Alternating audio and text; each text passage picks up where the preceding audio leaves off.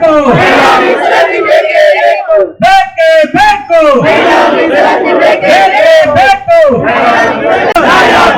ಬೇಕೇ ಬೇಕು ಹೋರಾಟ ಹೋರಾಟ ಹೋರಾಟ ಹೋರಾಟ ತನಕ ಹೋರಾಟ. Hello mister Siddaramaiah, hello mister Rahul Gandhi, hello mister Mallikarjun Kharge, ಬೇಕೇ ಬೇಕು ಬೇಕೇ ಬೇಕು ರಕ್ತವನ್ನು ಚೆಲ್ಲುತ್ತೇವೆ. Hello mister Siddaramaiah, hello mister Siddaramaiah.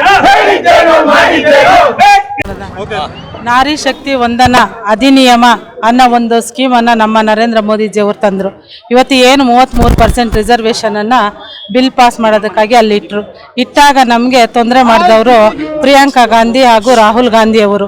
ಇವತ್ತು ಬಾಬಾ ಸಾಹೇಬ್ ಅಂಬೇಡ್ಕರ್ ಅವರು ಕೊಟ್ಟಂಥ ಸಂವಿಧಾನ ಇವತ್ತು ಹೆಣ್ಮಕ್ಳಿಗೆ ವೋಟ್ ಹಕ್ಕಿಂದ ಹಿಡಿದು ಪ್ರತಿಯೊಂದು ಚುನಾವಣೆಯಲ್ಲೂ ಸ್ಪರ್ಧಿಸಕ್ಕಂಥ ಒಂದು ಹಕ್ಕನ್ನು ನಮ್ಮ ಬಾಬಾ ಸಾಹೇಬ್ ಅಂಬೇಡ್ಕರ್ ಅವರು ಕೊಟ್ಟಿದ್ದರು.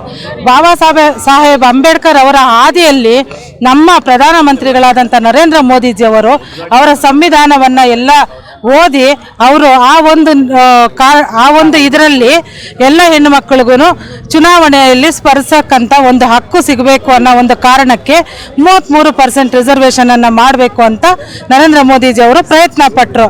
ಇವತ್ತು ಪ್ರತಿಯೊಂದು ಇದರಲ್ಲೂ ಹೆಣ್ಣು ಮಕ್ಕಳದು ಮೇಲ್ಗೈ ಆಗಿದೆ.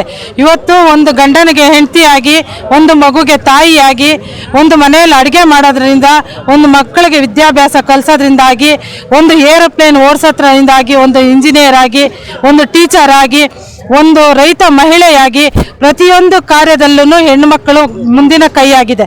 ಇವತ್ತು ಅಂಥ ಒಂದು ಹೆಣ್ಣು ಮಗುಗೆ ಒಂದು ಸ್ಥಾನಮಾನ ನೀಡೋದಕ್ಕೆ ಅವರು ಒಪ್ಪಲಿಲ್ಲ ಅಂದರೆ ಅವರು ಹೆಣ್ಣು ಮಕ್ಕಳ ವಿರೋಧಿ ಅಂತ ಹೇಳೋದಕ್ಕೆ ನಾನು ಬಯಸ್ತೇನೆ.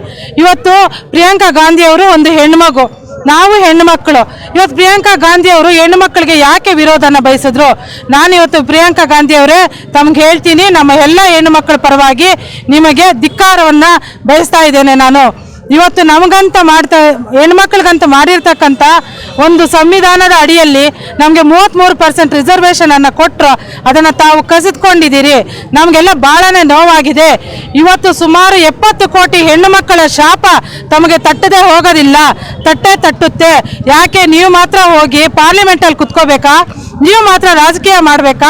ಯಾಕೆ ನಮಗೂ ರಾಜಕೀಯ ಮಾಡೋ ಹಕ್ಕಿಲ್ವಾ? ಯಾಕೆ ಬಾಬಾ ಸಾಹೇಬ್ ಅಂಬೇಡ್ಕರ್ ಅವರು ಹೆಣ್ಮಕ್ಳಿಗೂ ನಮಗೆ ಆ ಹಕ್ಕು ಕೊಟ್ಟಿಲ್ವಾ? ಯಾಕೆ ನೀವು ನಮ್ಮ ಹಕ್ಕನ್ನು ಕಸಿದ್ಕೊಳ್ತಾ ಇದ್ದೀರಾ?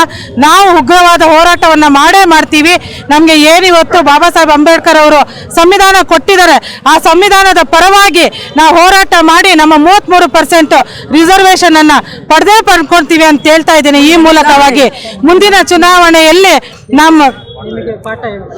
ಚುನಾವಣೆಯಲ್ಲಿ ನಿಮಗೆ ತಕ್ಕ ಪಾಠವನ್ನು ಕಲಿಸ್ತೇವೆ. ಇವತ್ತು ತಾವು ಅಂದ್ಕೊಂಡಿದ್ದೀರಿ ನಾವು ಇವತ್ತು ಉಚಿತ ಬಸ್ ಭಾಗ್ಯ ಕೊಟ್ಟಿದ್ದೀವಿ, ಇವತ್ತು ಏನು ಭಾಗ್ಯಲಕ್ಷ್ಮಿ ಯೋಜನೆ, ಗೃಹಲಕ್ಷ್ಮಿ ಯೋಜನೆ ಎಲ್ಲ ಕೊಟ್ಟಿದ್ದೀವಿ. ಅದೆಲ್ಲನೂ ನಮಗಾಗಿ ಕೊಟ್ಟಿಲ್ಲ ತಾಯಿ. ನೀವು ಎಲೆಕ್ಷನಲ್ಲಿ ಗೆಲ್ಲೋದಕ್ಕಾಗಿ ಮೊದಲೇ ಘೋಷಣೆ ಮಾಡಿ ಎಲೆಕ್ಷನ್ ಗೆಲ್ಲೋದಕ್ಕಾಗಿ ಕೊಟ್ಟಿದ್ದೀರ ಅಷ್ಟೇ ಹೊರತು ನಾವೆಲ್ಲ ಬದುಕೋದಕ್ಕೆ ಕೊಟ್ಟಿಲ್ಲ. ನಾವು ಬದುಕೋದಕ್ಕೆ ಕೊಟ್ಟಿದ್ದು 33% ರಿಸರ್ವೇಷನ್ನು, ಅದನ್ನು ಕಸಿದುಕೊಂಡಿದ್ದೀರಾ. ದಯವಿಟ್ಟು ನಾವು ನಿಮ್ಗೆ ಹೇಳ್ತಾ ಇದ್ದೀವಿ, ಆ ಬಿಲ್ಲನ್ನು ಮತ್ತೆ ಮೋದಿ ಅವರು ಪಾರ್ಲಿಮೆಂಟ್ಗೆ ತಂದಾಗ ಅದನ್ನು ಪಾಸ್ ಮಾಡೋ ವ್ಯವಸ್ಥೆನ ತಾವು ಮುಂದುವರಿಸಬೇಕು. ಇಲ್ಲ ಅಂದರೆ ಮುಂದಿನ ಚುನಾವಣೆಯಲ್ಲಿ ನಿಮಗೆ ತಕ್ಕ ಪಾಠ ಕಲಿಸ್ತೇವೆ ಅಂತೇಳಿ ನಾನು ಈ ಮೂಲಕ ತಮಗೆ ತಿಳಿಸ್ತಾ ಇದ್ದೇನೆ. ಜೈ ಮೋದಿಜಿ, ಜೈ ಭಾರತ್ ಮಾತಾ ಕಿ ಜೈ.